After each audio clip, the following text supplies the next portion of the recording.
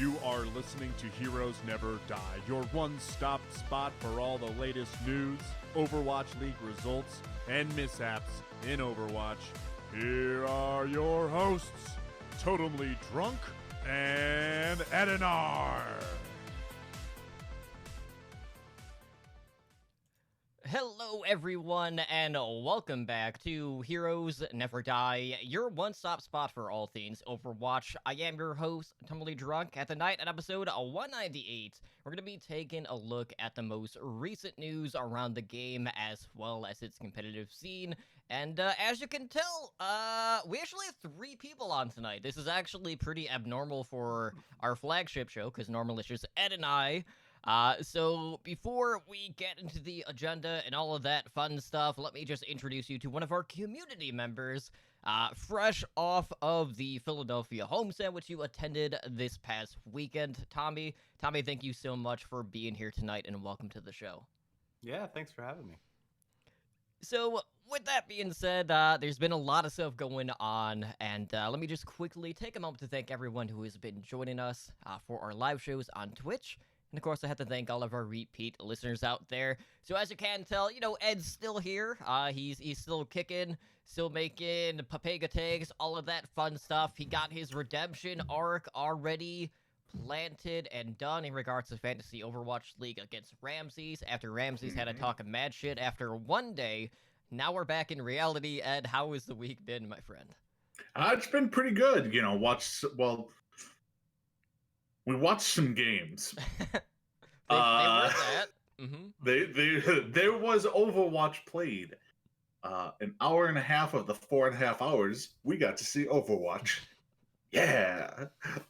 No, it's been fun. I've been playing a lot of Apex, a little bit of Overwatch through something, possibly after I played some Overwatch. And then bought the Origin Premier Access Pass, so I've all those games now in my catalog, so I get to go back and start playing like Star Wars Fallen Order, all the Mass Effect games, all the Titanfall games, and all that fun stuff. So lots to do. Yeah, you're definitely going to be keeping busy with that. I know, like, myself, I've been kind of doing that with, like, the Xbox Game Pass.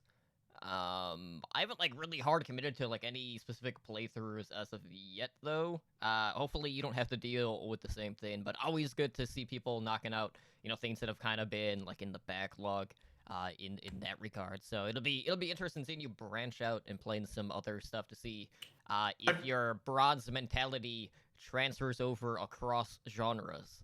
I've been told that for a lot of these games, because I'll be playing them on PC, for a lot of these games to use, like, hook up a controller. Yeah.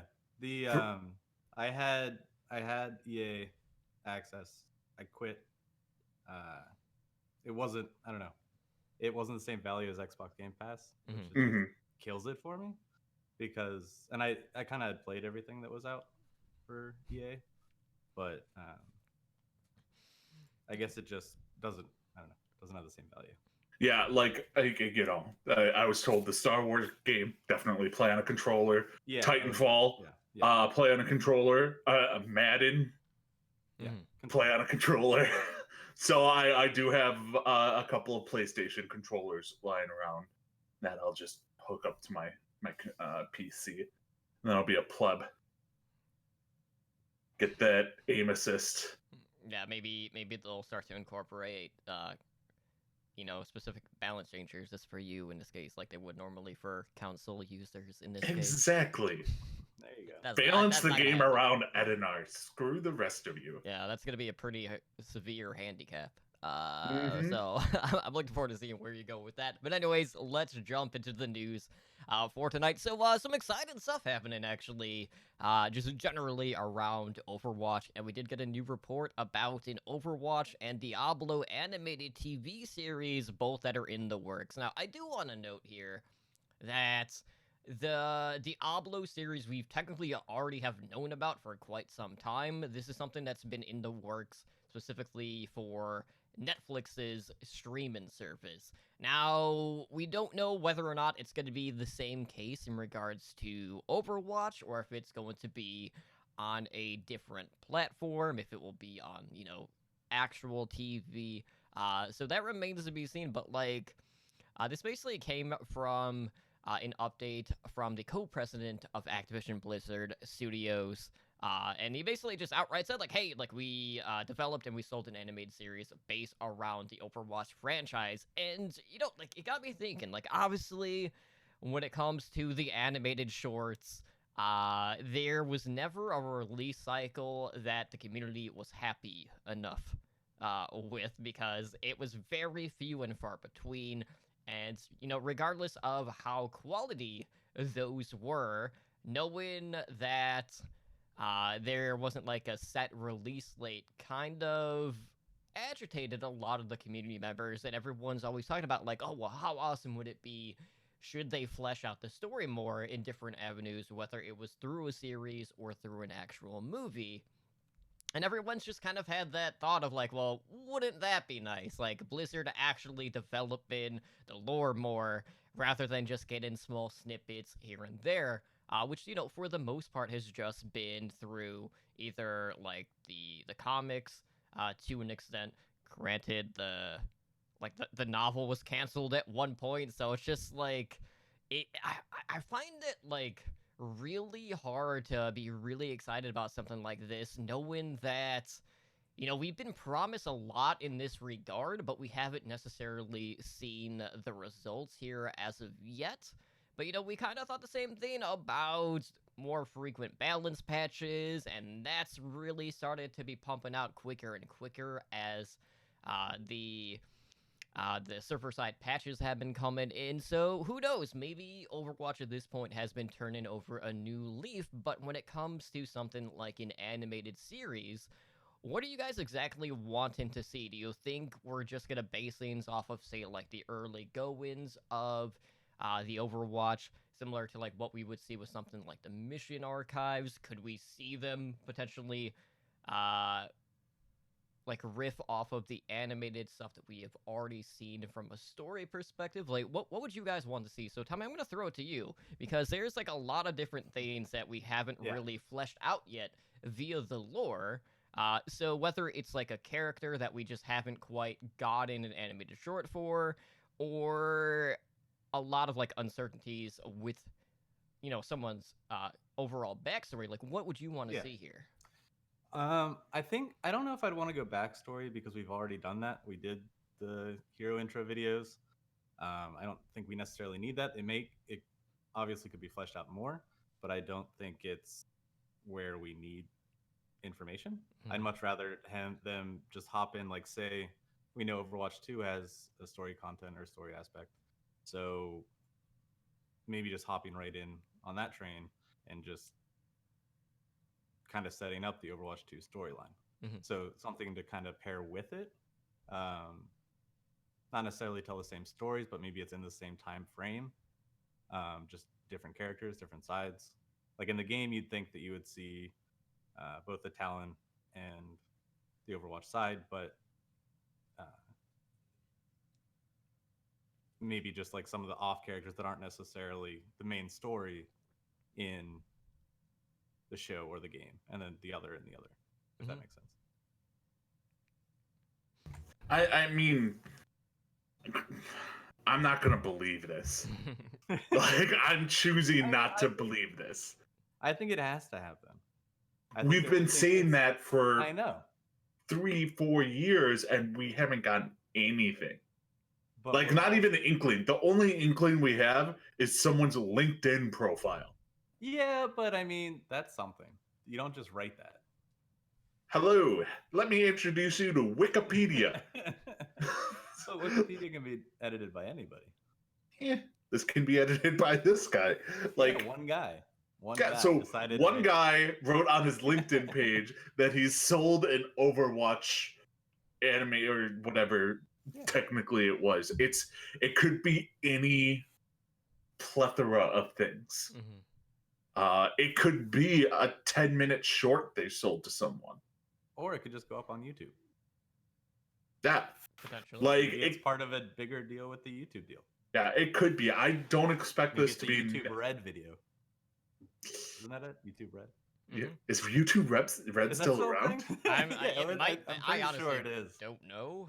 I'm pretty pretty sure sure it's still it a thing. is. All I know is, regardless of where this is going to land, I feel like we're gonna run into the same issue that we have with the other medias, where anytime someone is introduced, everyone's like, like add this person to the game. The worst. You people suck. Well, I mean, Not characters are every character needs to be in the game immediately. no, or at all. Yeah.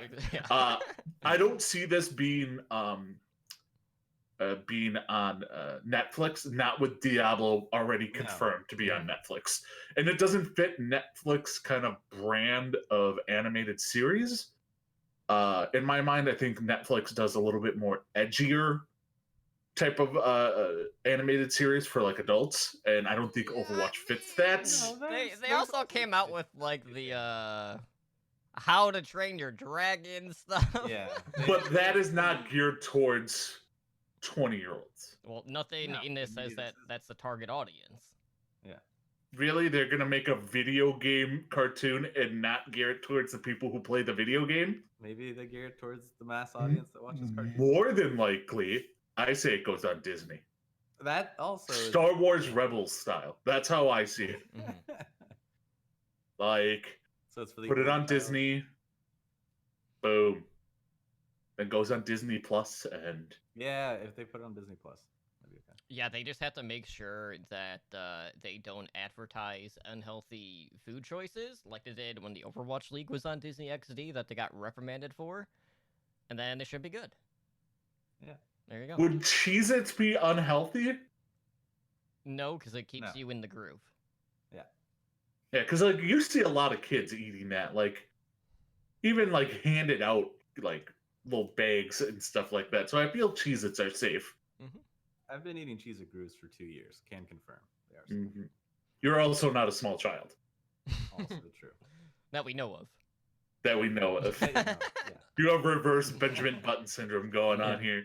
Oh yeah. So cautiously optimistic. We'll have to wait and see whether or not this is going to happen in a half decent time frame. But that's not the only thing that's been going on around the game. As there's been a lot of cheats happening lately in various Overwatch lobbies, and the community has definitely been wanting a way to kind of like approach things a little bit differently rather than the whole like Overwatch police thing that we've kind of been going on here as of late. And part of it is just the fact that you're not always going to be in a situation where if there's a known cheater in the lobby that you guys are able to force a draw. Not everyone is always going to be on board with that.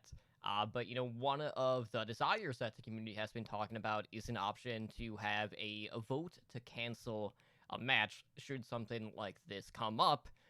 Because especially on like the payload maps, it is very difficult for anyone to be able to force out a draw, because like even just like one person nudging the cart just a little bit can offset that to basically just sabotage the game in that regard even further than a cheater being in the lobby here.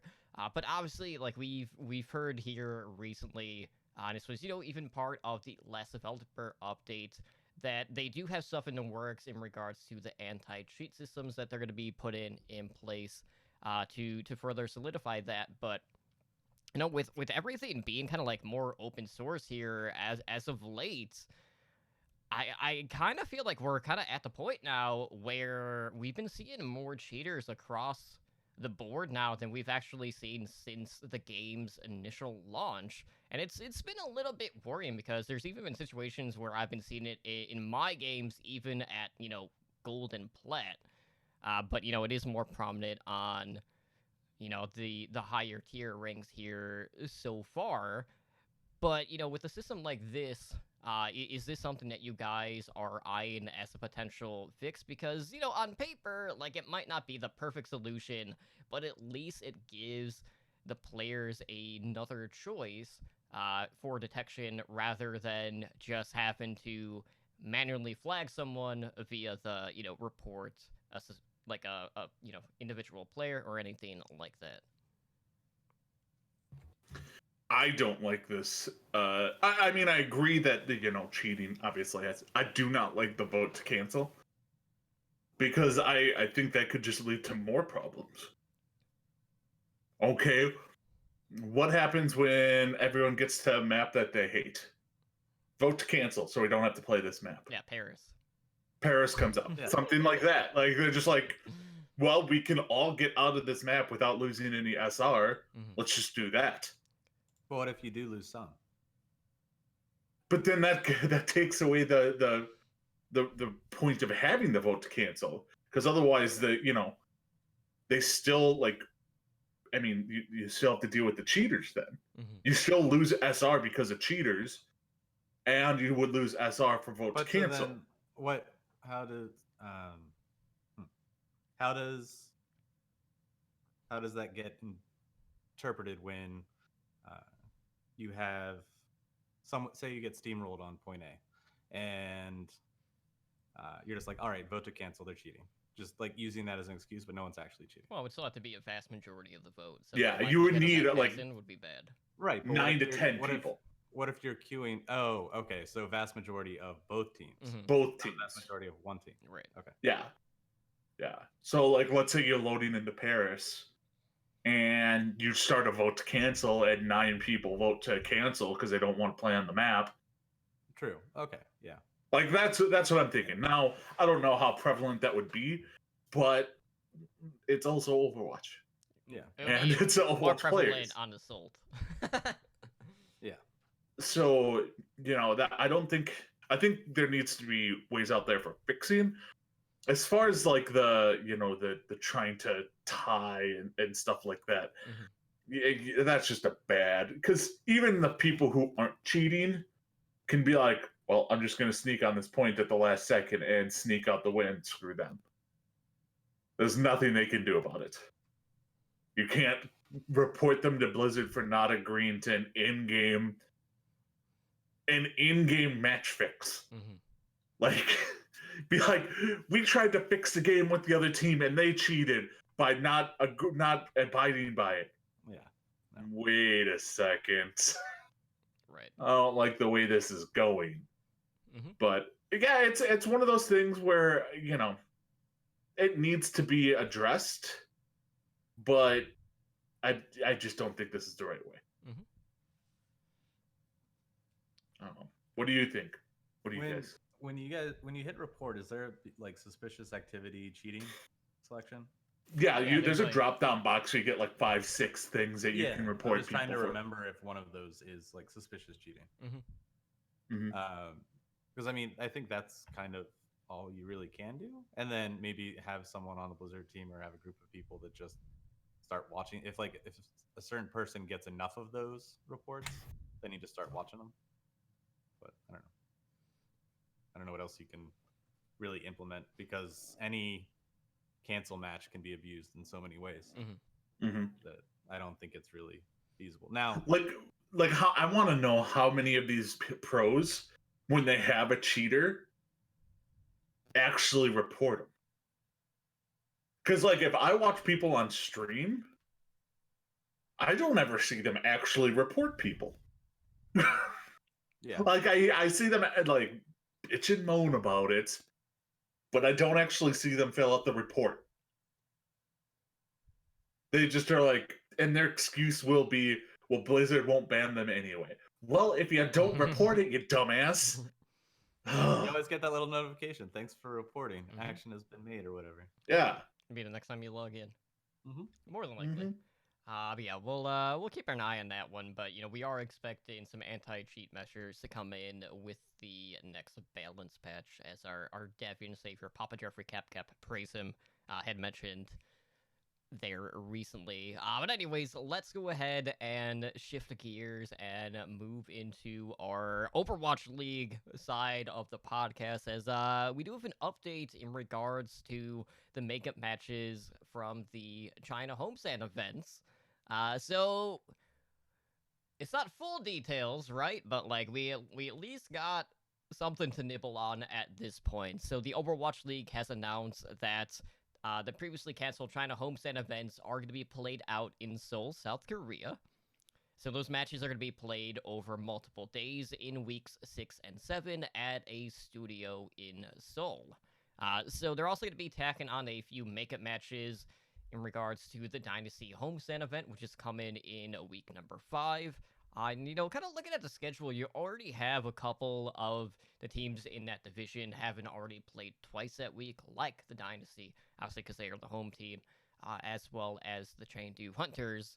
But the Spark and the Charge only play once that week, so who knows? Like, maybe we'll see those two teams facing off against one another in that particular week. But basically, what this means is these matches are not going to affect the other scheduled homestand events between weeks 5 and 7.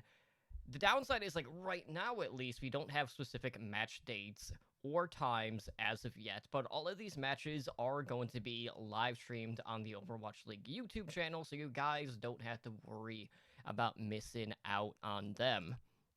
But just looking at like the landscape, obviously, like we the uncertainty around whether or not they'd even be able to play in China at this point.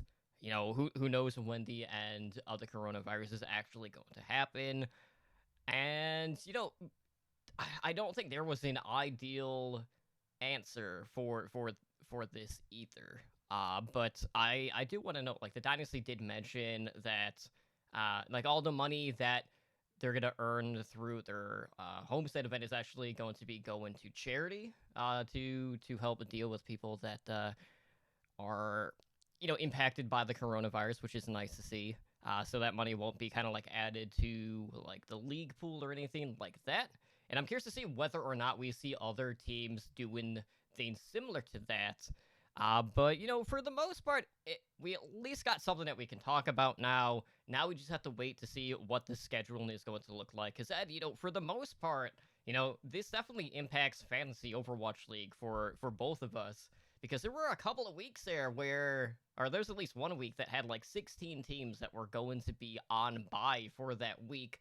Now we don't have to worry about not being able to field a team or like even half of a team at this point. Maybe we can actually bolster what our lineups are going to be looking like on that front. God, this whole thing is just, if you play fantasy, Overwatch is just the most. I've kind of thrown my hands up in the air. Mm-hmm. I'm just like, I don't even know it at this point. Like, it is so convoluted, but nothing they could really do about it. We obviously don't know everything. But yeah, like in a few weeks, we could actually field a real team. And that's a good feeling without having to combine multiple weeks. Mm-hmm. So, it's going to be interesting. I'm excited. I think I'm more excited to see the Chinese teams perform than anyone else because they have probably some of the biggest changes out there. Well, there's also more of them. But yeah, there's more of them. But not even Chinese teams. You're looking at Seoul. Mm-hmm. You're looking at Chengdu. You're looking at Shanghai. The Charge. They all have pretty big changes on their team that, you really want to see what the hell they're all about. The only one who didn't change anything really is the Spark. Yeah, they had one addition, which we'll talk about here in just a minute. Mm-hmm. So I don't know. We don't have anything finalized. I'm not going to assume things are going to be certain ways because something could come up, and something probably will come up that will change all of this. So somebody will probably complain, so we'll see what happens. They say the makeup matches won't affect any of the North American homestands, but we know that's probably going to be a lie as well. So I don't have a lot of faith. What do you think? Losing the faith. They'll add games to other homestands? Yeah. I think But they won't play them on stage. It'll be more of a situation if there's only like 2 or 3, so maybe like a no space they would just tack on another game. But in the case of like playing at a studio, do you guys think that just solidifies the fact that this will be like online only in this case? Well, actually, they'll be there in person, but it's just the fact that it won't be like broadcasted from like the venue, so there won't be like There an won't be a audience live or audience, anything yeah. like that. There won't be an audience, but they did say they're going to show it. Hmm. Yeah. mean, So it's- it's better. It's better than the World Cup. You know, so at least they're gonna show it. It just won't be in front of a crowd, which I have no problem with. They like trying to also include them to play in front of a crowd would have just thrown so much more complications into the matter that it's not worth it and it's not needed. So I don't know if you saw the is it the Soul Dynasty is donating all their profits from like in-game skins and stuff like that to the coronavirus and stuff like that. So Yeah, and I expect more of that. I brought that up. Oh, you did? I was just tuning you out then, I guess. But yeah, I'm excited. Yeah, Actual a week of fantasy Overwatch, All not the 2 players. weeks. yeah, not just like 4 teams playing on that front. But one of the other teams impacted by that are the Hanzhou Spark. And Tommy, we do have a new sign-in that occurred for the Spark as they added a familiar face from the Overwatch League by picking up Flex DPS. Addo, who had played for the Washington Justice this past season. Prior to that, he was on the Shanghai Dragons. And, this is someone who basically played throughout the entirety of the GOATS meta. Hardly took the stage after that with the implementation of the 2-2-2 role lock. But like even dating back to the winless season for the Dragons, you got to see a few glimmers of hope and spectacle from Addo as like one of the only bright spots on that team. But it wasn't enough to offset just the unit as a whole. And I know like a lot of people were kind of like nervous about how Hanzhou was going to perform this season. A lot of that just backed off of the fact that this was a team that really excelled. Maybe not compared to like the elite teams in 3-3, but they were in the upper half. But with 2-2-2, they kind of took a step down, and a lot of that was just due to the fact that they didn't have a lot of depth and the DPS line.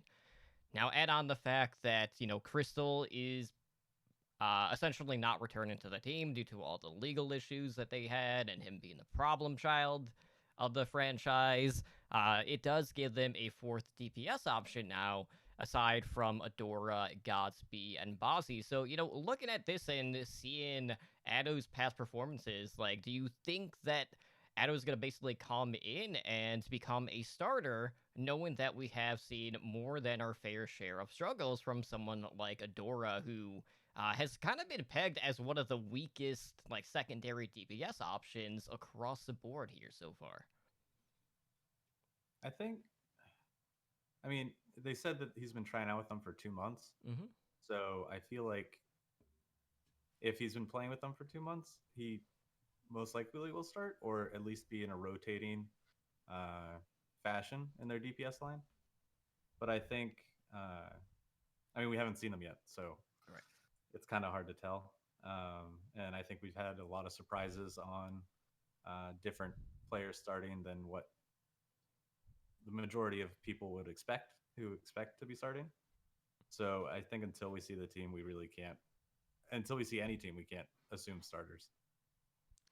That is true, and even in some cases, and we'll talk about this with some of the teams that played this past weekend. Quite a few surprises on sits and starts in that regard. But some of them are a little bit more justified than others. But there's been like some confusing things that have happened here as of late. But for the most part, the Spark DPS line was essentially Godsby doing his best to flood a deadlift, and then Adora just kind of like being a weight, dragging the team down. So, and I don't know how you're feeling. Obviously, like we really like the Spark. How are you feeling about this sign-in, knowing that this is basically someone who has been a part of 2 of the more, at the time, bottom of the barrel teams? Does that bode well for your confidence with this sign-in, knowing that there's going to be more tools around someone like Otto? I mean, he has a shot. I'm not expecting him to come in and start. At least not right away. I think they're going to stick with the Dora there for the go. Uh, Adora is definitely on a tight leash. And I think if Adora does not play well the first series, like first game of the year, I think Otto would be quick to throw in there. But yeah, he couldn't make it on the 0-40 Shanghai Dragons, and then he was on the Washington Justice and couldn't do anything there. And then now it's like, okay, let's throw him on the Spark and see if he sticks. Like I don't know, I'm not sold on it. But they did need DPS. Mm-hmm. So any DPS is better than no DPS. Because I think they only had two. Yeah, they only had two DPS. Yeah, because at the time, one of their players was on a two-way contract. Oh, they have Bazi too. Mm-hmm. But yeah, no, Bazi's not good. No, he hardly got to see the stage either. I think he only saw stage with Baguette when he would come in and play Baguette during Goats. And that's what normally like Addo would do as well. Mm-hmm. I don't know. Hopefully it'll work out, but we have seen a few sequences of Dive coming back to the meta, so Addo can definitely bring in the Tracer in this situation. And honestly, like out of the majority of the teams, the Spark are the team that I want to see run Dive to put Gushue and Rhea back on Winston and Diva, respectively. But who knows? Obviously, by the time this rolls around, hero pools are more than likely going to be here. Just depending on what the scheduling is going to be for the Spark. So who knows? Maybe that will kind of get nixed just right out of the gate. But who knows? I'm excited either way. Hopefully this will be just a better team around Addo, so maybe we'll actually get to see him level up overall, as opposed to being on teams that were really just struggling to really get anything going in these past few seasons. Because I don't feel like judging him based off of how the teams fared is the fairest thing to do in this particular case. But anyways, so outside of that, we also did get some new details surfaced about the broadcast deal with YouTube and Activision Blizzard when it comes to the streaming rights for the Overwatch League, Call of Duty League, as well as the Hearthstone esports. Now, Ed, I'll be honest, I definitely chuckled when I heard them just being like, oh yeah, you want Hearthstone? Here, you can have it. Like, that wasn't like, there wasn't any money involved in that regard. Basically, the bulk of it was for the Overwatch League, a smaller portion being from COD League, which is understandable because, it is a new startup in this case, and Overwatch League is more established. But we're basically looking at a deal worth $160 million. Now, obviously, there are targets that they are looking to hit, one of them being ad revenue, and, just basing things off of the amount of crunch time that we have had, Ed, I feel like they're not going to have any issues hitting that specific target. They are definitely not going to have troubles hitting that. Like, it was 160 million for the three sports, probably something along the lines of 110 for Overwatch. Like, if you had to break it down, 110 for Overwatch, 50 for COD, and then, like you said, Hearthstone was a throw-in. I don't know. I think Hearthstone's going to have a good year with esports. I think they're good. They're about to roll something out because I was seeing Crip and Kriparian and Rodan come out today and talk about how excited they are about that. They just had a summit. Yeah, the 2020 summit. Yeah, they just had a Hearthstone summit with all like personalities and stuff like that. So stuff's coming out. Soon. Battleground lobbies, please come on, custom. Oh, they're changing the game to be Battleground. Battlegrounds is Hearthstone. But again, it's not a moneymaker. Like at its peak, Overwatch was like 10,000-12,000 viewers, and not much more than that. So it's not like, oh my god, this is a must-watch esport event. Compared to like Call of Duty and Overwatch are. So yeah, it makes sense. And it's 160 over 3 years, but the ad revenue is where they make their money. It really is. The amount of people that are going to sign up hopefully, and start running different ads. Hopefully. I'm sick of what is it, the Sogard or At the homestand, I didn't see it once. oh Not my once. god. Oh, so you have to pay a premium for that, though, Tommy. Yeah, you have to pay to not get the Not- commercials. Yeah. But you know, that's where they're making their money. So go ahead, do that, and YouTube's is much bigger than Twitch. Like much bigger. So it just made the most sense. So this is not shocking to me whatsoever. Right. So, with that note, one of the reasons why we brought Tommy on is because, he was at the Philadelphia homestand event. So, to start things off, Tommy, like, I just want to, get to know you a little bit better, at least from, like, an esports side of things. So, Sure. has Overwatch League kind of, like, been your first foray into, viewing esports as a whole, or have you been following, like, other pretty much. games as well? Pretty much. Right when the Overwatch League started, I'd been watching Hearthstone before that, but I don't know. It's what really drew me into Overwatch League was definitely the location-based teams. Even though they were playing in LA, we had our team here in Philly. Must be nice. Yeah, and we have a good team here in Philly. And, hey, 2-0. 2-0. It's a pendulum. Yeah, It's swinging back though. we have good years, we have bad years. This is a good year. Good, bad, good. Made it to the Been grand 1 week. 1 week. Made it to grand finals. And lost. If you ain't first, you last. Yeah, Ricky Bobby. But I don't know. There was something about being there that was just it made it feel real. But and after getting into Overwatch League, I still haven't really even diverged from it to all their esports. That's understandable. But- So I'd assume then, if that's the case, and that was actually your first time spectating like esports live at this No, point. I was at the grand finals. Oh, okay. So that was my first. So regardless, Overwatch was like really your first experience with that anyway. Mm-hmm. Yeah, and I in my younger years did a couple local Halo tournaments, but I was playing in them. But this was the first time actually spectating it. Awesome. So, obviously we've been hearing a lot about like the Philly, like the Fusion Arena that they've been working on. Were Yeah. they doing any sort of like advertisements at the No. venue or giving any updates on that No. regard? No, but I went to a Carpe Poco meet and greet signing thing.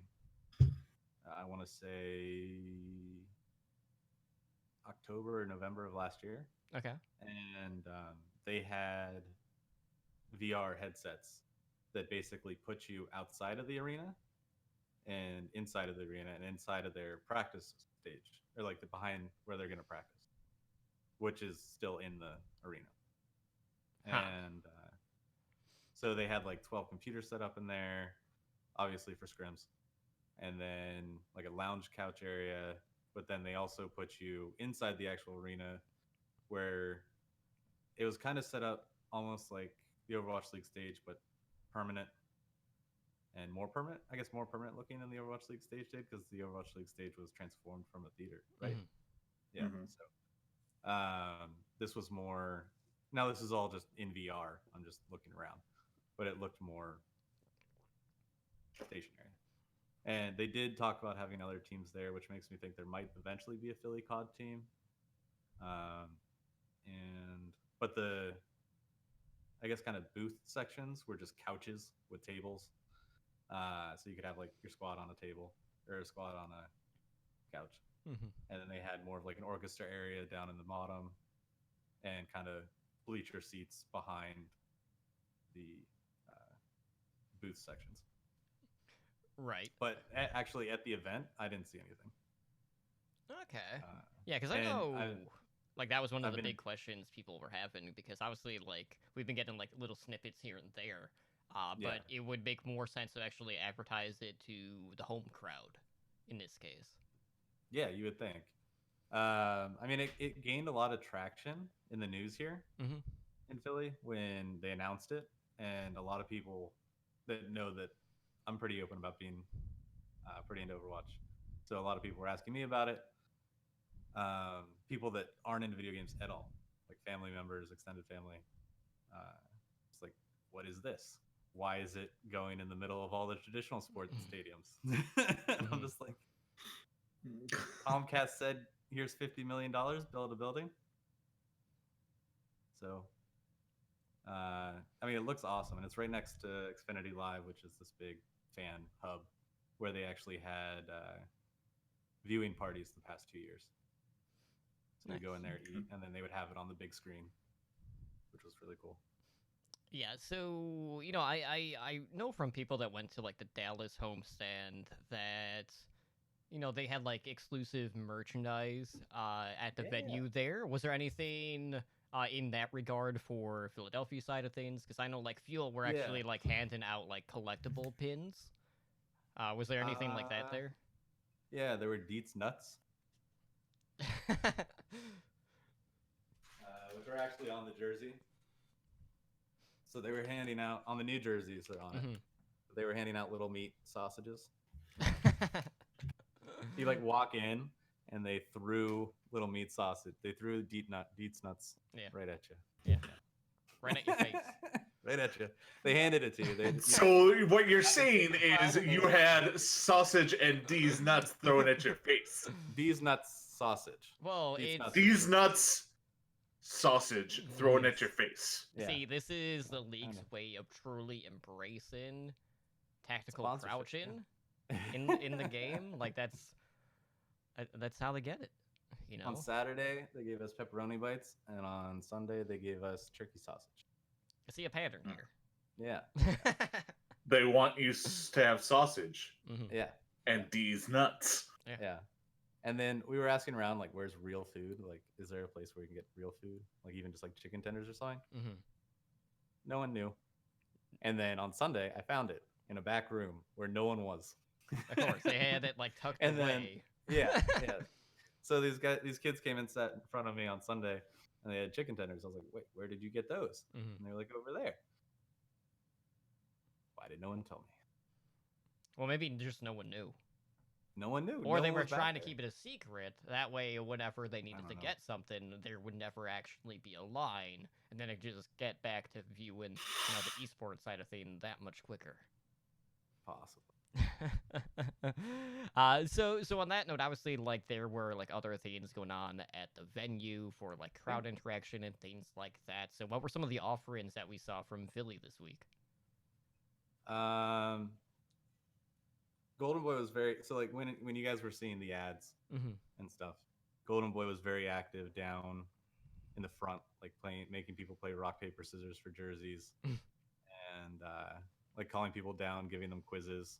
This one dude went up there, just got absolutely embarrassed. Golden Boy gave him like layup questions, and he was just like, they both blanked, like both the people that were trying to. Yeah, I was just like, whew. Like, what was the DPS lineup of the Fusion last year? How did people not know? I don't know. I was just like yelling from the crowd, like, "How do you? Why are you here?" Right. Well, see, it could be a trick question. They didn't have one for the majority of the year. Yeah, maybe they only tuned in during stage 1 through 3. Yeah. What if they got pissed off at goats? True, and they just quit. And they heard goats. Yeah. Back. Golden Boy, you screwed up. Yeah. Got to meet Golden Boy on Sunday. I went with my friend Tyler, who did shoutcasting for the Gears circuit, Gears of War circuit, and so he had met Golden Boy through that. And so after the game on Sunday, we went up and I got to meet Golden Boy, which was pretty cool.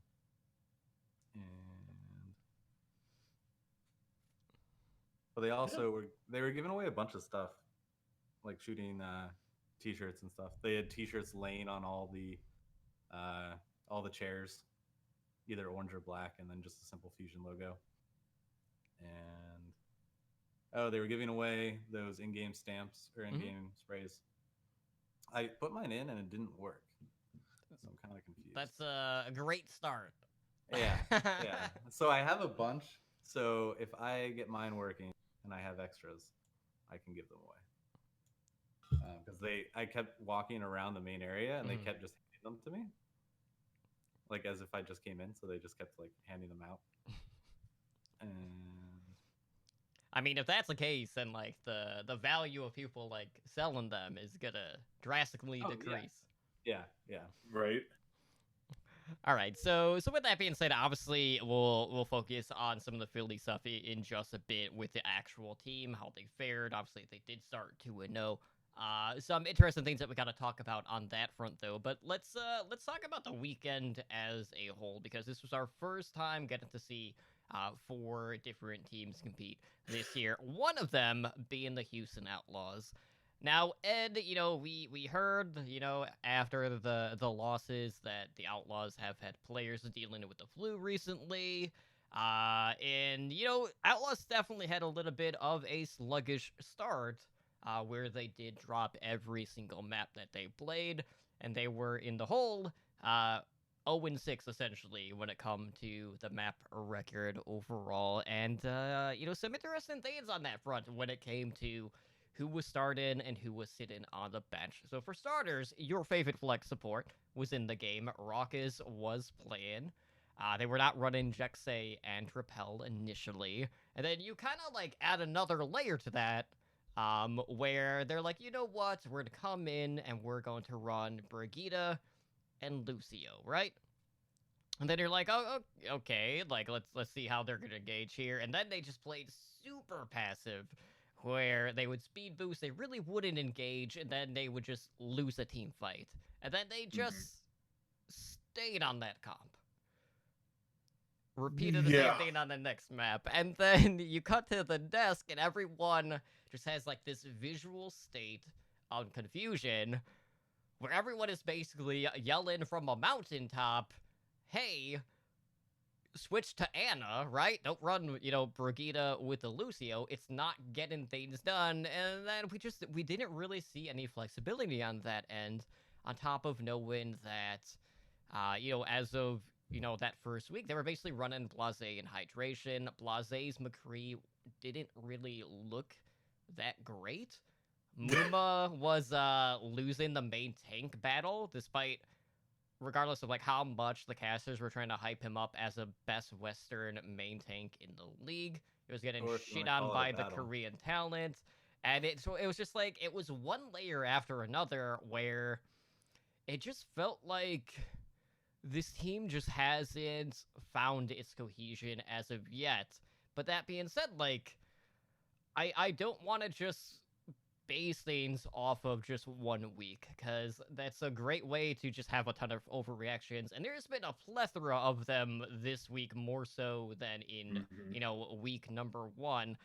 But, just seeing first impressions, you definitely struggle to really come back with positives off of the performance that we did see. But, with so many new pieces being put in place on this team, we kind of expected a slow start, but I don't think any one of us really expected it to be to such a varying degree on this front. Yeah, they really chat the bed. Like it was just a thing of just I there's no way I can describe how they played.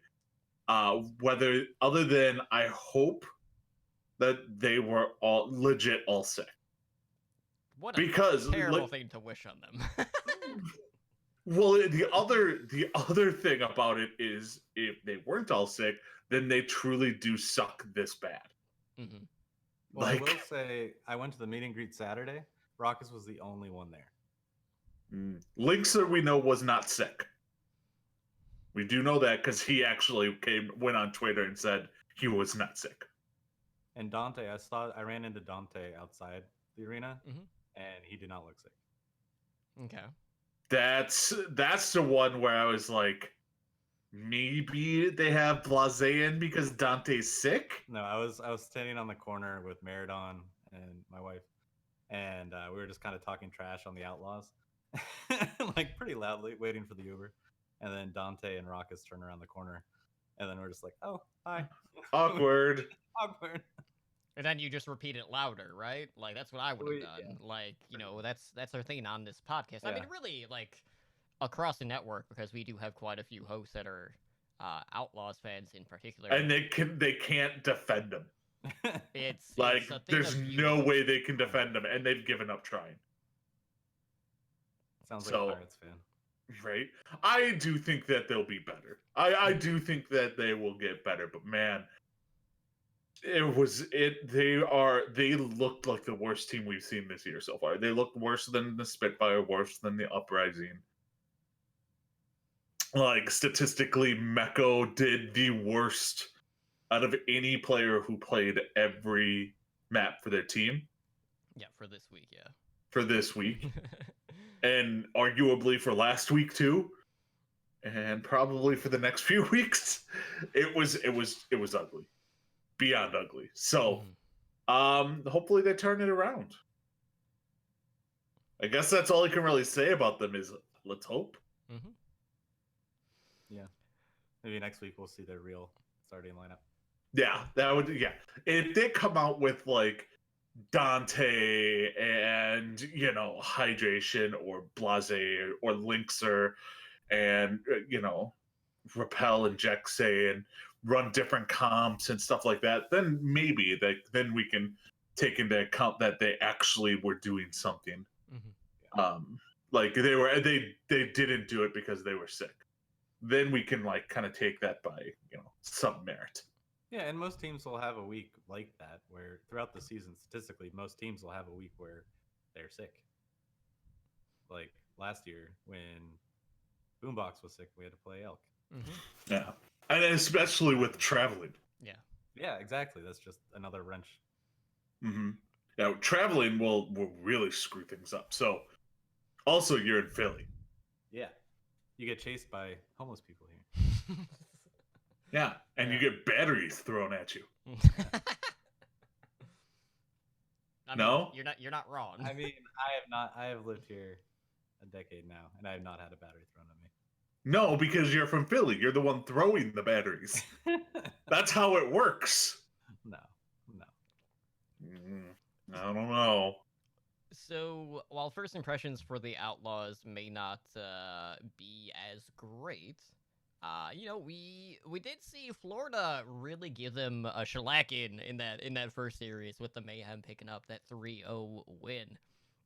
And that was really off of the back of, well, for one, the main tank battle where we saw Karine coming in and playing the Reinhardt for the Mayhem. Karine actually looked very solid. This is someone that I had watched in Contenders Korea. And his Reinhardt was always his primary main tank. So getting to see him kind of, flex a little bit was so awesome to see. And then, of course, you had the runaway injections of Yaki and Gangnam Jin. Also, the pink and blue to the actual Brandon, which has been really cool. And, I have to say, like, the social media presence of the Mayhem has been so damn good. Like I love all the graphic design stuff that this team has been doing. And, we may joke about the fact that there's only, like, 8 to 12 Mayhem fans out there. I know there's more than that, guys. And a lot of them are podcasters. So, that's why we tend to give them a little bit more flack. Very similar to, like, say, the Houston Outlaws in this case as well. But, to see Mayhem just come out and basically curb stomp the Outlaws and seeing their new pieces just really incorporate well into this team, like, it was a very promising start. Now, that being said, of course, like, in that second series, we got, like, the pendulum swing back where the Mayhem didn't look quite as good, but, entering, week number 3, being 1-1, is more of a brighter outlook for someone like Florida, who have respectively always had a rougher go of things, at least in franchise history within the Overwatch League. So tell me, I want to get your thoughts on how Florida looked in the 2 games that they played, because to an extent, like, it was a little bit polarizing from one game going into the other. But, the outlook right now is, like, just based off of what we have seen, this could easily be the best Mayhem that we have seen to date within the Overwatch League. Yeah, I mean, definitely think they're the best Mayhem that we've seen. I don't know. I think I don't remember. I mean, I don't know if Saturday was, oh, look how good Florida is, or look at this prepared team stomp this not prepared team. Mm-hmm.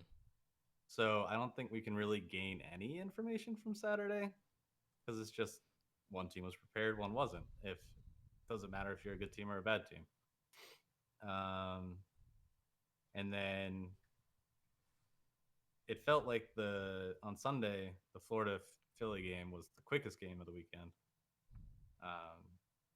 Even though it at some points was closer, like more competitive, I don't think just time wise it went by so quick. I don't know if that was just me being there, but Well, a lot of it, like joking aside, a lot of the matches went long because there were technical issues up the wazoo. Well, yeah. And there seemed to not on be. Saturday was awful. Mm-hmm. Yeah. There were like 4 of them, and then they're just trying to buy for time. Trying to keep the fans upbeat. And I mean, people were upbeat on Saturday because it was the first one.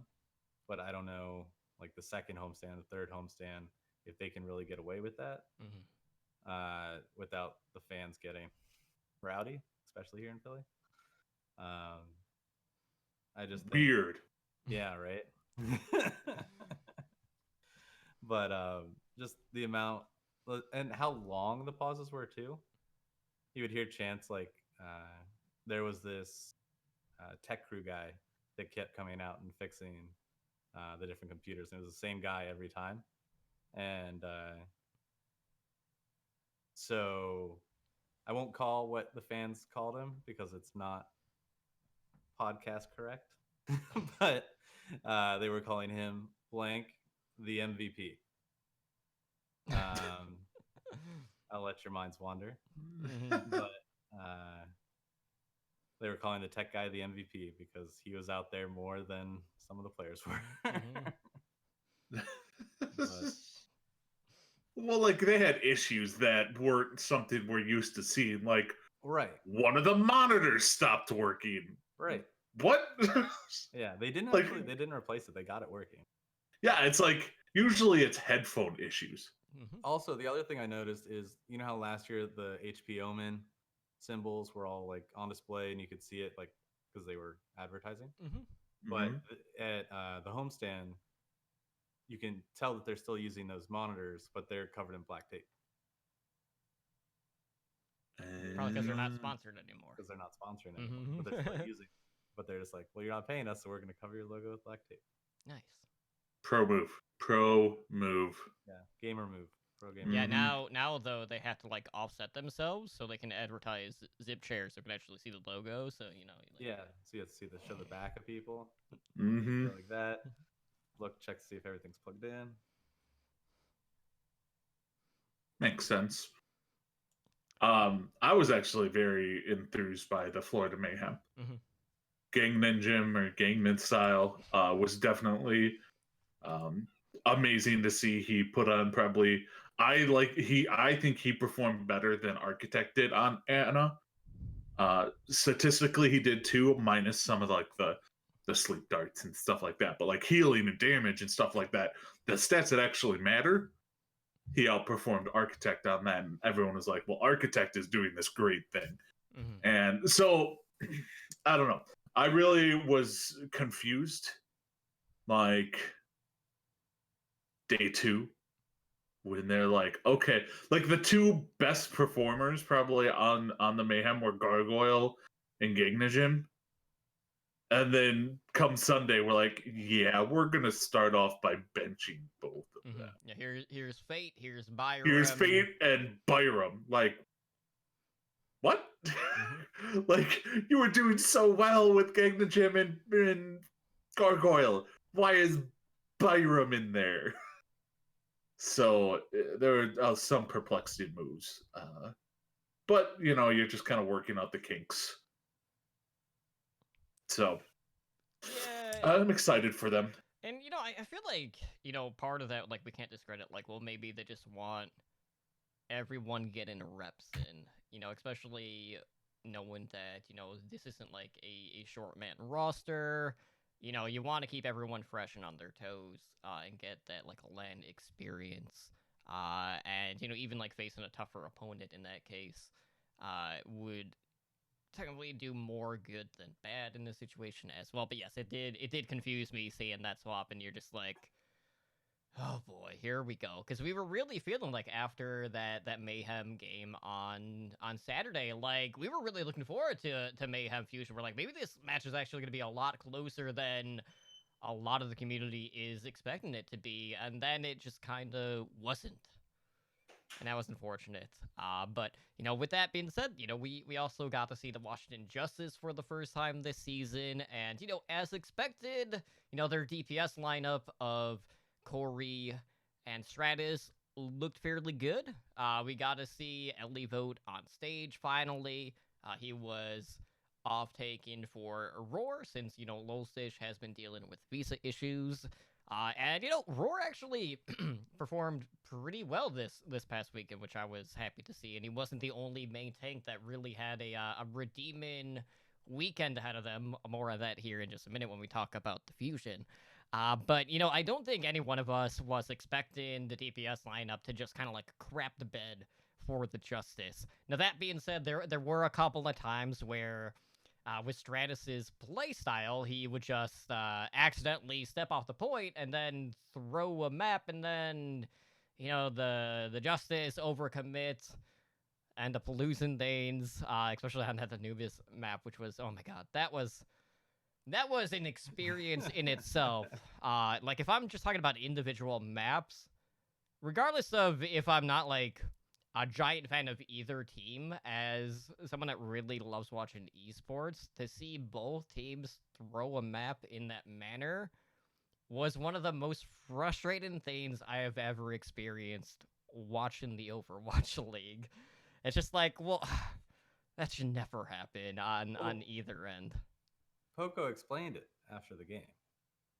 He said they lost it on purpose because they wanted to give the fans more to watch. That's bullshit. And then Washington Justice were like, no, you won, here you go. And they stepped off the point. No, both teams are like, you know what?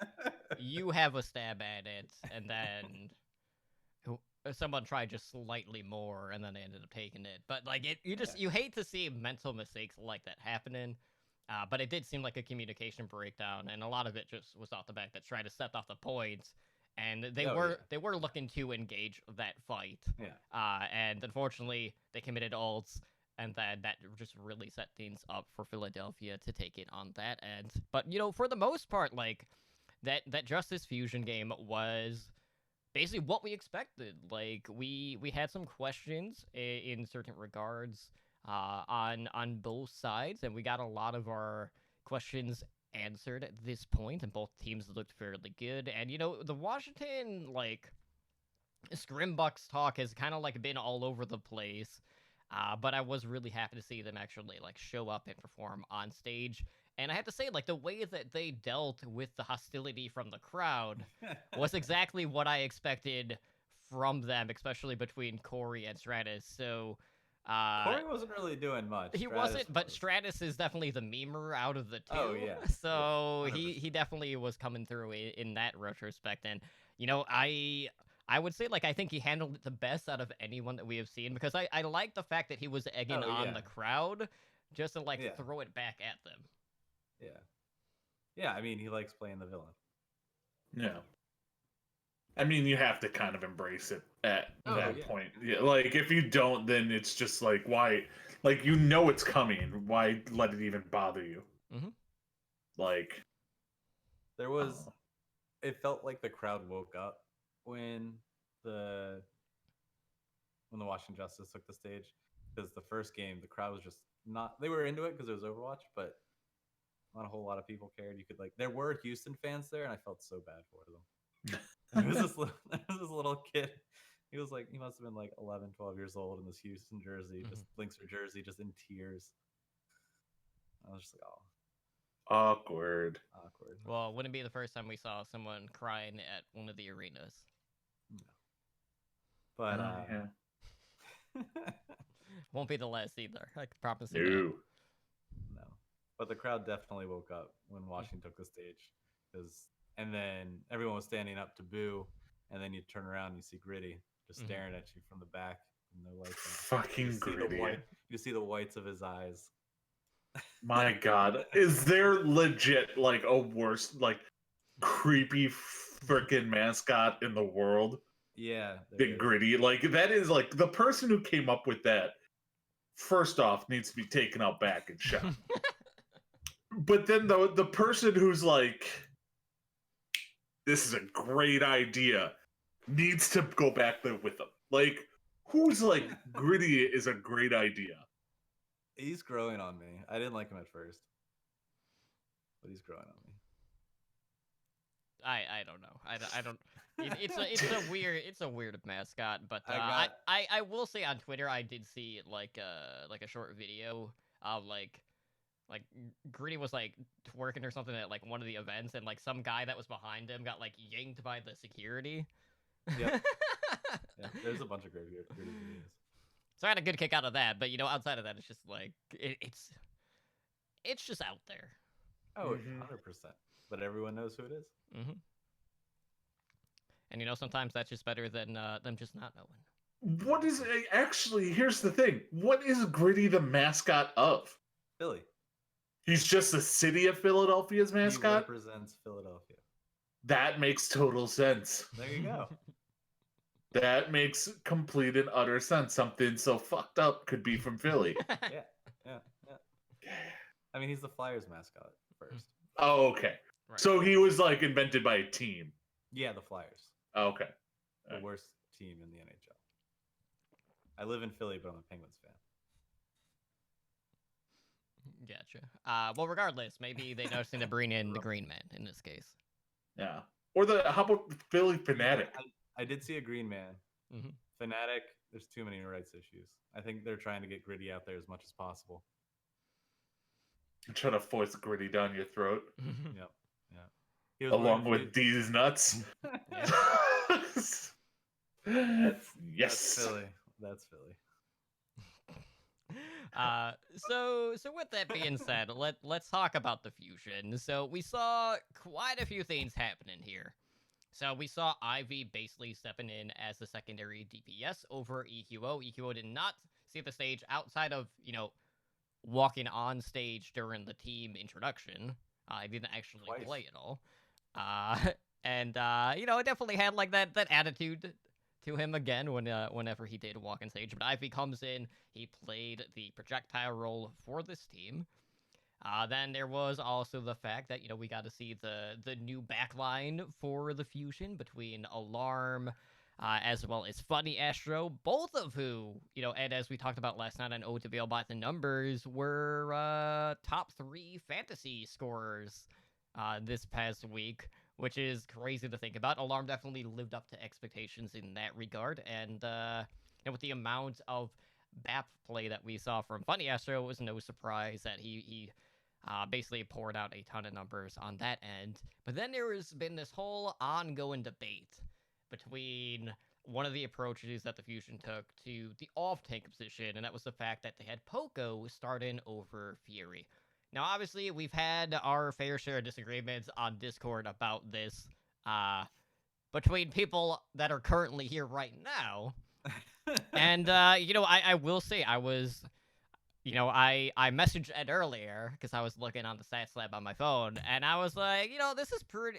There was a pretty telling thing that, we were just looking at, like, the past season stats in that regard. I will say, like, Diva-wise, they are very similar, but flexibility is a little bit better in one side than the other, but someone didn't actually play Orisa at all this past season.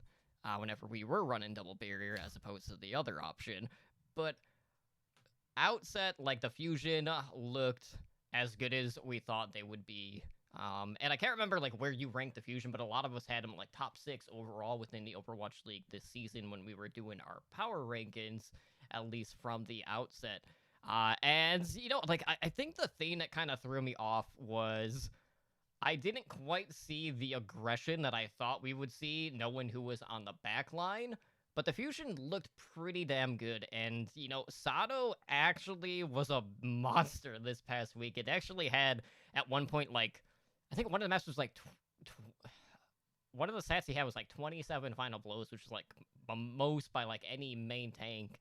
And it was even to the point where, from like a fantasy perspective, he had like 30 more points than Poco did, and he posted like the second highest fantasy score for tanks so far this season, which is not something we really see a lot from the main tank position. So it was a lot of redeeming moments for Sato specifically. After the whole argument about like, well, why didn't the fusion pick up another main tank? Even if it was someone to have as a backup. And, obviously, like, we've heard from, the coaches and, like, all their players basically wanted to keep Sato on, and they seem to have a lot of faith in him. So, just looking at the tank line really quick, looking at Sato first, like, do you feel like it's still too early to tell whether or not the redemption arc is going to come to fruition for him specifically? I think so a little bit. I'm a little worried about him. Like, he played good Ryan, but I worry about, honestly, when Hero Pool comes up and he can't play Ryan. That's the issue there, because I Then he can play Winston. He could play Winston, perhaps.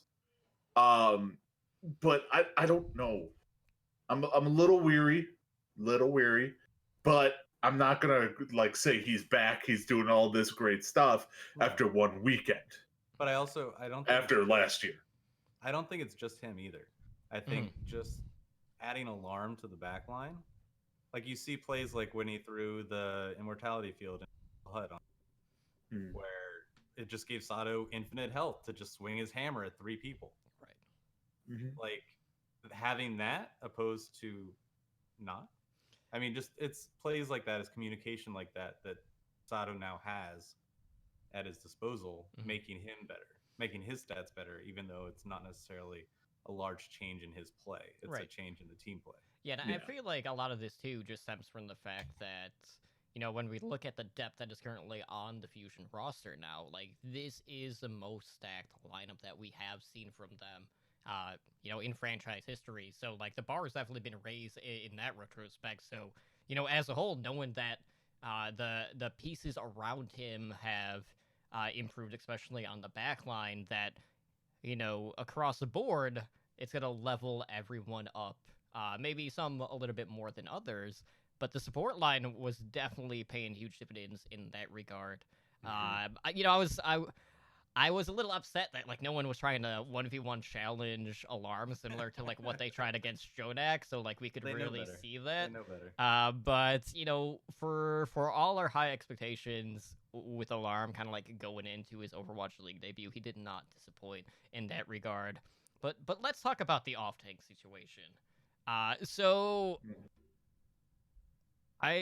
we'll throw it to you first. So obviously, Poco, he has been the mainstay off tank on this team. And, there were a lot of new pieces kind of like added to this machine as a whole, where like, should they have started Fury, you would have had basically 4 or 3 new players on a starting roster, or 4 in this case. The only 2 left would be Carpe and Sato. Yeah, that's true, because Ivy stepped in here. And, I definitely feel like you can make an argument that you don't want to incorporate everything all at once. Similar to why the Outlaws also didn't do the same thing. And, part of that was because, they too were, sick in this case, but... Yeah. Not everyone has, like, a bulk of their roster being new pieces, where, say, like, with someone like the Gladiators... they didn't really have the option because the only line that they kept intact was, like, their support line. So, looking at the whole, like, Poco versus Fury debate that has been kind of, like, ongoing, and the overreactions on both sides of the fence, like, obviously you weren't that shocked to see that Poco was getting the start and nod, but like, what do you No. felt that Poco was bringing that Fury would have lacked in this case? Now, to start this, we have to remember that just as much as this is Philly's team, this is also Carpe's team. Mm-hmm. And it seems a lot of the who's playing, who's benched is determined by Carpe along with the coaches. And he fought for Sato. I think he's fighting for Poco. I think there's a lot. I think Poco is doing something team communication wise that Fury can't replace on the team. And the other concern is being a mixed roster. Correct me if I'm wrong. I don't think Fury's been on a mixed roster before. No. So that is something he's going to need to get used to. And so you're at home, you're at your first home stand. You have 50% of your fans wearing Carpe jerseys, 40% wearing Poco, and 10% wearing EQO, and that's kind of about it. There were some fraggies. But you want to show your players, but also I think you want to go with your comfort picks. You want to go with something that you know and trust. And I think playing Fury would have been a risk, even though statistically and numerically he is a better diva. But like we saw with Meko was a great diva, but where was his stats? It's not necessarily just about the player and the player's stats compared to what the player's doing and how they can coordinate. And I think a big part of Carpe's ability to play hit scan and to counter the enemy hit scan is Poco, because Poco's talked about how he basically finds the Widow, finds the McCree, dives him, gets him out of place, sets him up for Carpe. And you'll see that a lot. Mm-hmm. So I think Carpe wanting Poco in there is putting a lot of weight. And I think Fury is really going to have to prove himself and be more Fury than he's been before to put Poco on the bench. Well, there's only so many ultimates that Fury can eat, and it is a lot of them already. And I made the joke that like Philly basically brought in Fury because they were sick of Fury eating the ults that were thrown his way. So it was just like a gimme at that point, where like they're like, you know what, we're sick of dealing with that. Let's pick him up, and then we can incorporate him where we see fit. Yeah, we'll sit him on the bench so we don't have to play against him. All right, so and let me throw this over to you. So obviously, like both players are good at Diva. But for the most part, the general consensus is Fury across the board in a league top 3. Poco's ranking kind of like fluctuates a lot depending on like what community members you're talking about. Some might put him top 5, some might put him top 10. There's a lot of like varying extents of that, whereas Fury is more solidified with where he is at in the grand scheme of things.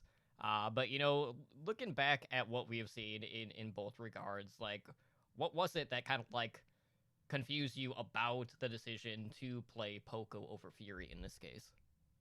Well, okay. Let's just start with the obvious of Fury is a better, like if you're just going just Diva, Fury is a better Diva. Mm-hmm. And I don't think you're not going to hear anybody be like, no, Poco's better Diva than Fury. Their stats are very similar. Yes. I wouldn't say like it's a very distinct differential though. Mm-hmm. Across the board. But generally if you're putting Poco, let's say if you put Poco above Fury, you're calling Poco top 2 Diva players in the world. Right. And I don't think anybody's going to be like, yeah, no, Poco's top 2.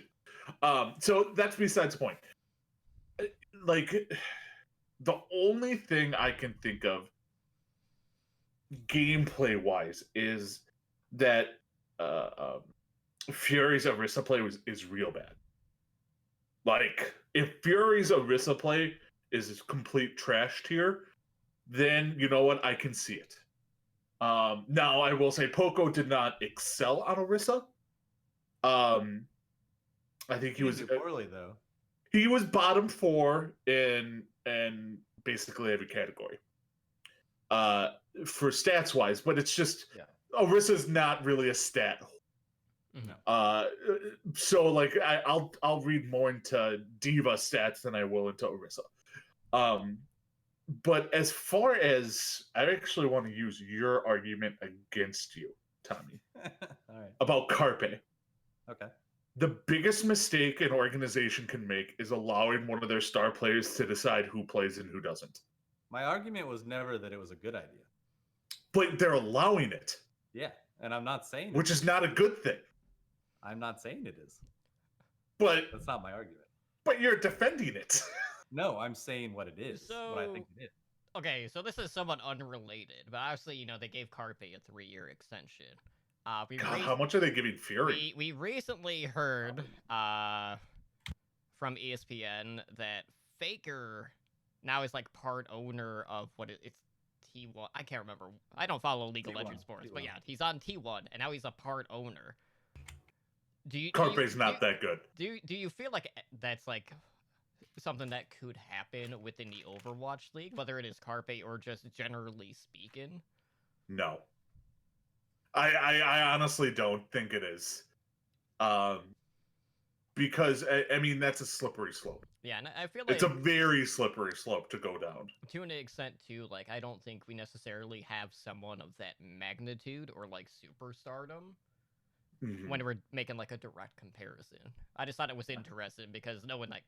Philly's like, okay, we're gonna go all in on Carpe, even though, like, maybe after how he fared last season, that might not have been the best outlook kind of going into the season. But, Carpe looked damn good, and, go figure when he's actually playing what he wants to play. We get true Carpe and not just the Carpe stuck on Zarya, who's just kind of existed. Yeah, it's one of those things where I think, like, you kind of have it right. No one in the Overwatch League is good enough to be in Faker's position. Also, like, League is kind of more, you can carry more in League. You can have somebody carry a team fight, but you can't have somebody carry an entire team for the entire season on their back. Like, you can have good players. So I doubt we'll ever get anybody that good. And if giving somebody freaking ownership in a team is just stupid. It is. Giving a player, be like, sign with us. We're going to give you part ownership in the team. No, I don't think he did. Did they give him ownership? Yeah. Well, they gave Faker ownership in T1. I don't know what the percentage was, but... Yeah, like, they didn't give it to Carpe, but they gave it to Faker. Like, that's just something that's just so stupid that, like, no, just don't do that. I wouldn't be surprised if Overwatch, since it's a league like this, probably has rules against it. Because most leagues, pro sports leagues, have rules against it. Like, you can't do that in the NFL, NBA, or something like that. Like, I know you're not allowed to. So, and most of these Overwatch League teams are owned by people who own NFL, NBA, Major League Baseball teams. But I hate the idea that Carpe is calling the shots on who starts and who sits. No, I don't think he is. I think he just has weighted input. I think he probably, like, if anything, I feel bad for the coaches. Why? Because you're having to deal with coaching the team, but then also trying to watch your back because if Carpe disagrees with you, then... Well, I mean, I think it's just like having a quote-unquote captain of a team that... the purpose is to talk to management, is to talk to coaches, but it's a coach's decision on who plays and who doesn't. Yeah, yeah, oh yeah. And it should be 100% theirs, not anyone on the team. No, but I think they weigh Carpe's opinion. Whether he weighs or he is forced to, wink, wink, nudge, nudge, is a whole different story. Right. No, I don't think he's forcing anything. I think he's just waited. Like, No, like ownership may force the coach oh, I don't know. to appease the. I mean, you see it happen in the NBA all the time. Mm-hmm. Yeah. Like, look at case in point, every team LeBron James has ever been on. Sure. But Like, Yeah, and I I'm not mean- saying it's bad. It's like it hurt. Did it hurt them last year? Yes, I think a little bit. With Sato, because Sato was definitely weak point last year, oh, 100%. and they stuck with him probably because Carpe really was pushing for him. Yeah. Yeah. No, I heard rumblings early last year. Yeah, and if the ownership went out and probably spent a buttload of money on Fury, they probably did spend a buttload on Fury to get him from, like, the Spitfire probably paid a lot, and they basically had to take on that contract or sign him to a brand new one when he could have gone anywhere and signed a pretty massive contract. So Yeah. they probably had to pay him a lot, and then to have Carpe be like, he's not really a fit for them to just be like, okay, well, we just won't play him. Now, if they start playing Diva full time, Yeah. and they still don't play Fury, then I'm wondering what the hell's going on. Yeah, Yeah. I do want to mention, like, one of the things that was kind of confusing was, like, even going back to this past season, we never really saw Poco on Orisa. As a matter of fact, we didn't see him at all on Orisa, but Fury, when they were moving to Double Barrier, did take over Orisa duties over Gesture, who had been the player to pick up the Sigma at this point. But, you know, from a flexibility perspective, you know, we did see a wide array of characters from both sides, but it was just more variation from Fury, just not to, like, a severe extent over, like, what we saw from Poco. So I thought that was an interesting note, but, you know, to an extent, too, like, teams approached who was playing, like, main tank and off tank a little bit differently on a team-to-team basis. And, you know, like, even to this point today, that's still kind of the case, based off of what we saw from, like, say, Dallas Fuel, bringing in Note to play Reinhardt, of all things. It's just not something that you're used to seeing at this point, so it's still kind of like an ongoing discussion on that end as well. I don't know. Yeah, we'll see what happens next week. Mhm. That's what we're gonna. Or wait, they don't play next week. No, No, Philly start They next do. week. They play twice. York. Honestly, Like, if they play Poco against New York, that says something. Mm-hmm. that does say something. If they like, it's going to be a big thing, is because we saw New York really not running double shield tank. Right. They were running Diva, and if they decide to match them with Diva play, then Then do you put in Fury? then I could see them playing Fury. So it's going to be a pretty big. What do we do here? So I will say this: everyone's chalking up Alarm, and Alarm did very well. I think Alarm's a big reason Sato did well too. I still, from what I saw, I thought Funny Astro was better. I thought they both did good. I just thought Funny Astro was like he played second fiddle almost to Alarm. Maybe PR wise. I feel like a lot of that, Ed, was knowing that Alarm was usually the first target. So there were quite a few situations where he was, like, the first member of the team to die in the team fights. So then that kind of, like, just tilted it in Astro's favor in this case. Saw more, oh crap, Astro has to save the day moments. Mm-hmm. Which is easier to do because he was on PAP in this case. Yeah. But, you know, with that being said, you know, we are going to get to see Philadelphia compete again this weekend. And this week's homestand is going to be in Washington. I know, you know, our buddy Spider is going to be on hand there. Hopefully he'll be able to secure some interviews. We'll have to wait and see on that front. But we have some pretty interesting matches this week. So just looking at the lineup, we have 3 matches on both days. So the matches start at 12 p.m. Pacific time this weekend. So we kick things off with a pretty big match, with the New York Excelsior going up against the Philadelphia Fusion, followed by what will be an interesting match where we might not get any answers or we'll get all the answers. I don't know where it's going to be, between the Boston Uprising and the Houston Outlaws. And then you have the home team, Washington Justice, closing out Saturday against the Paris Eternal with a potential debut at the off-tank position for that team. So, Tommy, looking at this, obviously, Fusion have kind of like polarizing matches this week. You have a very stiff opponent in the New York Excelsior, followed by what would, on paper, be a softer match against a team like the Toronto Defiance. After seeing how New York and Philly both looked, how confident are you feeling going into week 3 against, one of the, quote, elite teams within the Overwatch League?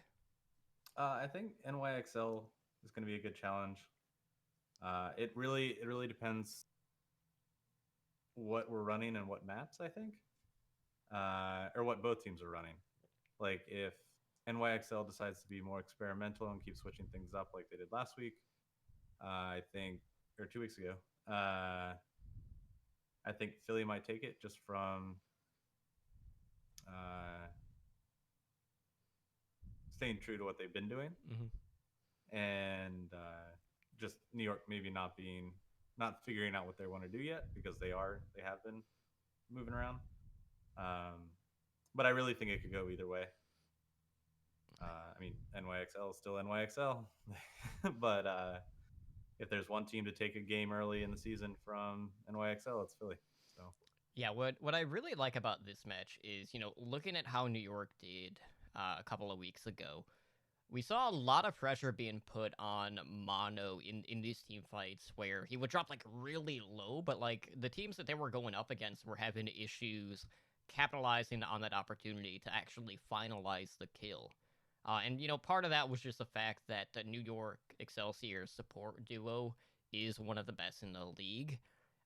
But we haven't really worried about finalized kills, at least with the DPS on the Philadelphia side of things. Even Ivy, who like hasn't played that much for the team this week, obviously, like even on May, like he had some pretty sick sequences, and we haven't really seen that coming through with a lot of the projectile players as of yet this season. So that was really nice to see. And you're really not too worried about Carpe, but Hotba could definitely have a say in that matter in this particular series. Oh, certainly. And I think the other big issue, or the other big thing to look for, is with Who Are You and playing disc golf with his males. And I mean, we're playing Fury or Poco. Those aren't going to land. He's not going to get away with what he got away with against Boston and London, right? Yeah. I mean, they, at least, I don't think London, I think Washington's more of a challenge than London and Boston. And Philly coming off of playing against Washington this past week, opposed to a week off, and the 2 weeks before playing 2 kind of layup teams for New York. I think Philly has the more hot streak advantage, I guess, even though they're both 2-0. Yeah, it was a better like litmus test for Fusion, knowing that they played dresses versus more of a soft setup that like New York got in their debut for their homestand. Right. But Ed, like obviously, like both of these teams are pegged as top 3, top 5 teams across the board, and both do have a lot of depth at the DPS lineup. Are you expecting any variation on that end? Obviously, like a couple of weeks ago, during New York's homestand event, we did get to see SBB coming in, playing a little bit of the Tracer. His McCree actually looked pretty good, but these stats were kind of inflated due to the fact that the time played was fairly low compared to a lot of the other McCrees in the league. But what are you expecting on that note? Like, are we going to see a lot of swaps, or are we going to stick to more of the traditional, primary DPS options here? God, I don't even know what they're gonna do. Like, we didn't see Libero at all for New York. New York looked good, but not like awesome. Like as bad as that's like not bad as that sounds, but like it's one of those things where they didn't impress. Right. At least they didn't impress me. Like their front line and their back line looked good, but like it was hard to get a read on the DPS. Yeah, the DPS was the thing that probably like was the biggest worry for me. Their tank line was so. I don't know how to take it because like perfect example is Hotba. Is Hotba really gonna be that awesome? Is he gonna hit hot bombs? Is he like sorry to keep ripping on Poco, but is he gonna be hitting Poco bombs? Like because that's like a lot of what made Poco so good season 1 was Poco bomb. Like he was hitting all these, and that's what Hotba was doing. And you know, is that still gonna come to fruition, or what's the deal with all of this? Like, it's just gonna be one of those interesting aspects. I think the support line, I'd probably put them about even. I think the tank line, I'd say about even in my mind, but I think I give the DPS lineup to Fusion, and I think it's pretty clear to me at least. So yeah, I'm very interested to see how this goes, but I'm still going with the Fusion. Well, I don't think we have to worry about teams not wanting to challenge Carpe on Hitscan in this case. Like, there have been some matches in the past where we've just seen teams being reluctant to actually switch over to Widowmaker for a Widow duel, and just stick to the McCree, even though it puts them at a severe disadvantage. But you know, New York does have the death where they're not gonna have to worry about that in that regard. But we'll see like how much information is gonna be given from the D.Va players in both sides, and I do feel like it will be a lot of Rhine D.Va in this case as opposed to the double barrier that we have seen. You know, kind of like initially more so from the Fusion in this case. But you know, we've seen. Teams have varying results with double barrier so far, and I do think out of all the teams that did run, you know, Orisa, Rhine, Diffusion, looked like the more complete team in that case. But like we've seen different results across the board. Some teams play too passive with it. Some teams got a little too over aggro at times. So it's we're still at this point in the season where we don't have a full read here as of yet. So. I'm just anxious to see whether or not the Fusion are going to turn up the aggression, knowing that, you know, Astro and Alarm have always been kind of like known for that, or if they're going to kind of continue to be more of like this hybrid approach style team, because New York has always been a more aggressive team themselves, and they've also been very good at adapting, so this could be a very interesting series on paper, and to kick things off with this one is honestly the best thing that could happen, at least in this week, just looking at the other matches that we do have. Now moving in... And then move on. Yeah, moving into, like, the Boston-Houston game, like, I don't know what to expect. Like, you would think this is Houston's perfect storm, right? To, like, come back, get a win in the column, because Boston didn't look that great in their debut. Color Hex looked all right. All the other pieces were just kind of there. And, you know, Houston was just all over the place. But I don't know if I could have, like, such a boat of confidence in, like, say, Fusions to just, like, dominate the main tank battle against Muma. I don't know. It's... Both of these teams are in a weird spot right now, and we're in a position where, well, one of these teams is going to get their first win. But, you know, I can't imagine Outlaws kind of like crapping a bed in their debut and then coming back and then dropping a set against Boston in this case. But I'm hoping we get to see more from both teams in this regard rather than just what we have seen so far, because there hasn't been a lot of positives to really take away from either side as of yet. And hopefully, with another week under their belt, or, just more scrim time in Boston's case, that we're going to be seeing a better iteration of both of these teams. I'm not going to go too much into this one. I think we all kind of lose with this match. But probably Houston's going to probably win it in my book. I'm not going to go too much into detail. But yeah, this is an ugly match, but I think Houston will win.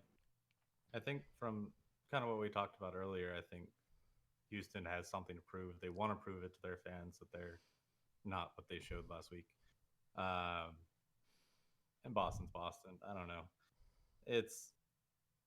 I think Houston takes it, but I think it's either 3-2 or 3-1 Houston. I don't think it's a stomping or by any means. If Houston comes out and runs Brig Lucio, the community is going to be asking for their heads.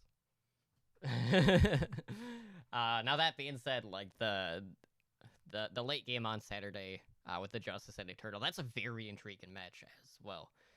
So Hanbin is 18 now. He is eligible to play for Paris Eternal.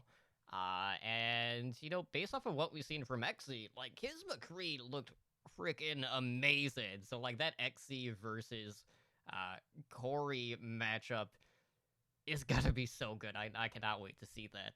But who knows? Like Eternal came out.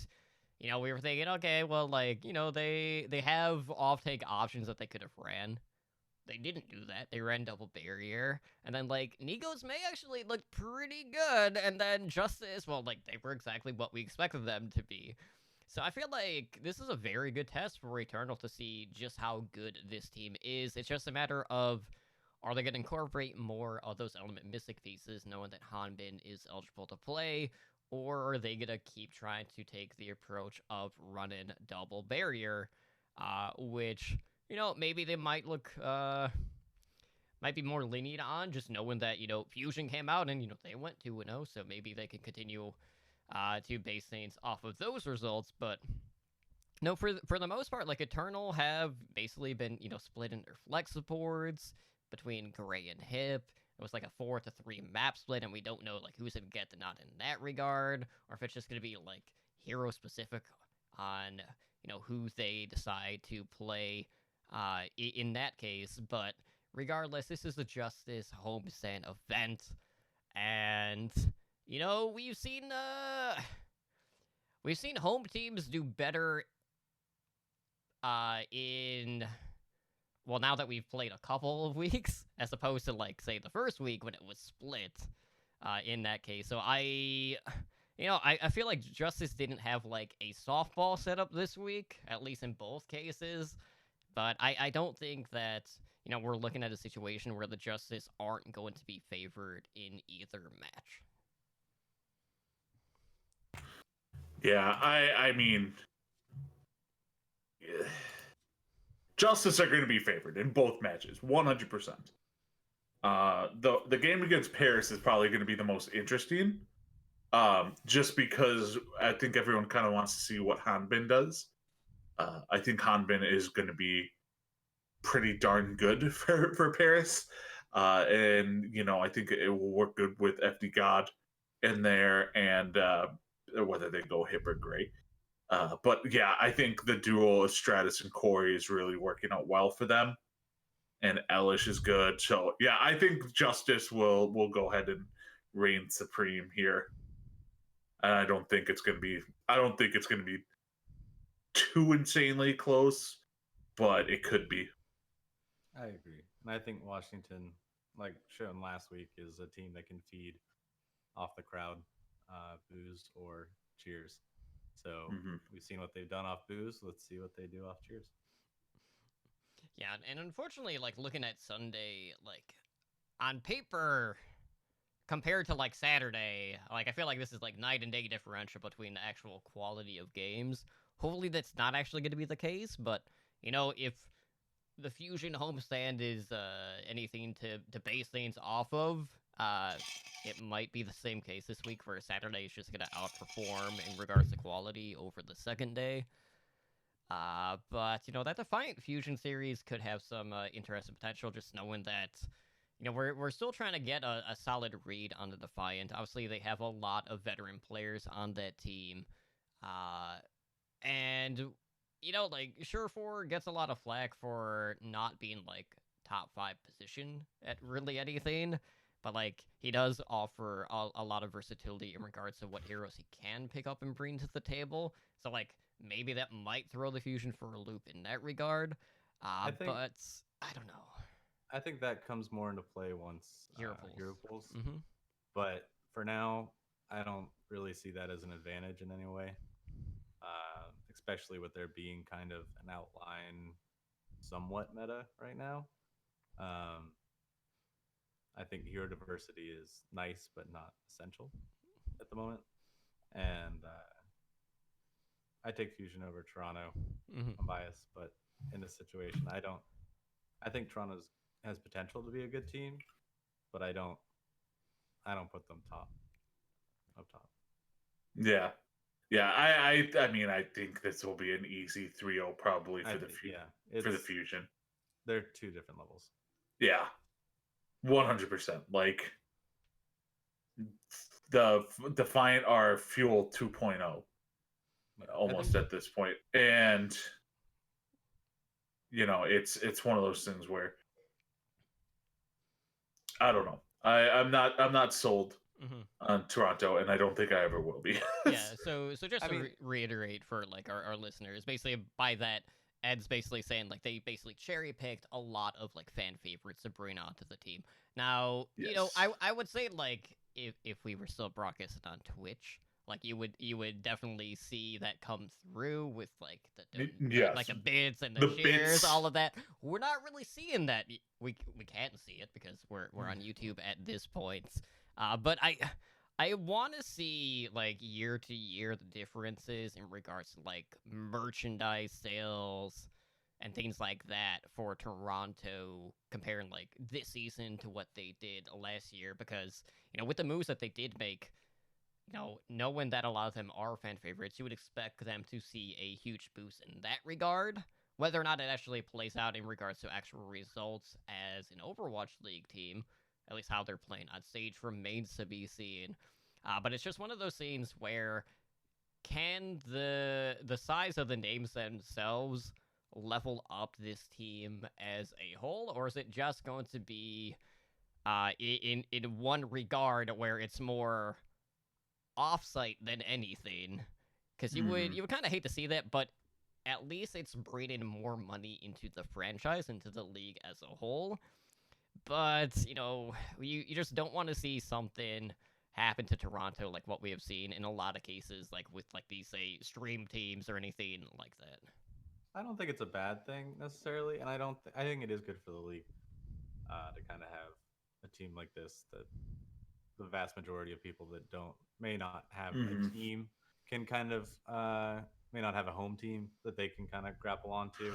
But I don't think that they're going to be. I think they're going to be a gatekeeping team somewhere in the middle, kind of separating the top from the bottom at best, and then kind of maybe just a little below that, right under the gate, but as their bottom. But I don't think they're going to be bottom. No. I don't think they'll be bottom. But like, I think their absolute ceiling is probably like 12. Yeah, I think they'll be fun to watch. Yeah, it's fun to watch, but like that doesn't mean they're going to be good. No. Which obviously I don't think anybody's going to make that assumption. It's just that when you sign the fan favorites, you're signing them for, to get the fans, not because. I mean, they didn't sign Mickey. Yeah, but Mickey wasn't playable. Like, yeah, just wasn't even playable. Yeah, well, I don't really remember too many people vouching for Mickey as opposed to, say, Nevix. Oh, no. So, with that being said, in the grand scheme of things, probably New York, Philly, definitely game of the week, at least in week number 3. So, kicking things off with really a banger of a match compared to the other 5 matches that we will see. But we'll see if Washington can continue the homestand streak. Just closing things out early. I'm just hoping that Sunday's just not going to be a ton of 3-0s, as we are kind of like expecting in this case. Yeah, that's basically what we can hope very for. well could be. And to be honest, that I wasn't too thrilled about that on Sunday when both games, because here at least there's 3 games, but when they were only the 2 games and they were both 3-0s and there were no technical difficulties, it went by real quick. And so 4.5 hours. No, but in this in the stadium, it's different. Yeah, because you're actually going to a thing. Yeah, you took time to go there, and then that's what you're planning your day around. And then if it's only, but hypothetically, it could have been almost twice as long if both games went to Game 5, if they were closer, if there were technical difficulties. That could have been there till like midnight, but I got out at like 7:45. Damn. I don't see how that's a bad thing. Well, at least it's not like a situation where, say, you would run really long and then like the trains would be shut down, similar to like what happened during the finals. Sure. Yeah. But I don't know. It's one of those things where most fans probably will get to 1 or 2 a year, and if you just make it for one day, and that one day is real quick, right? I don't know. It's kind of disappointing. Nothing they can do about it. But. Well, I mean, unless they decide to just keep throwing the salt. True. To prolong. Or start adding games to homestands. Which will happen eventually when they reschedule some of the China homestand events, or just matches in general. But with that being said, I think it's time that we close things out for tonight, as we are getting to that point. So if you guys want to help us out, the best thing to do is to head over to iTunes and write us a review. Let us know how we're doing. We are always looking for new things to incorporate to the show. And Ed, I know we got a new review this week, so why don't you let us know what is going on in that front? All right, so we got a 5-star iTunes review from Azeroth's Hero. Wonder what game he plays. So he said, same thing I said about OWL Network, very similar show in my opinion. Takes you all over the OW scene, competitive and not. Beware the Pepega takes from all hosts of this network. Not saying it's a majority of your opinions, but I disagree with something you guys think, duh. All right. I'm assuming he's talking about you, because normally that's what it's from. What? I don't give Pepega takes. He knew I was coming. That must have been what it was. So if you guys are looking for additional Overwatch related content, we do have our Overwatch podcast directory, that being Overwatch Recall. So you can find that on our website. And then we do episodic listings every week, so you can find basically everything across the network and across, well, really everything in the Overwatch scene. So keep up with Overwatch Recall and all the latest there on Twitter at OW Recall. Now, if you guys are looking to support our network, because we do have a multitude of shows, you can consider pledging to our Patreon, where we have tiers starting at just $1 a month. So you can find more info at patreon.com/OWL Network, where you too could join the likes of our master and above patrons, Boomer Bob, Brendan, Jay-Z, Owl, Kesha, and Agent Life in helping our network grow. And Ed, we do have something coming up this week that we definitely need to hype up. And I can't think of a better way to end Saturday and the magnitude of games than by lowering the bar with our gameplay. Yes.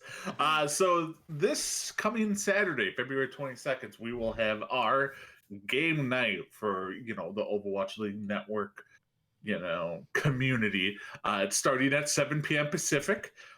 So join us for the night of community games. If you want to link up with us over on Discord server to get invited to the lobby, the more the merrier. Hopefully we can get like 12 plus, so we can get some like 6-on-6 games going. So we will be streaming these live on Twitch, so you can also tune in to watch us play. So Again, 7 o'clock Pacific Standard Time on Saturday. Come over there, watch us, play with us, all that fun jazz. Yeah, join us so you can shoot Ed, Unless we play the Roadhog game. which he won't play. Oh, I'll just stand in the corner.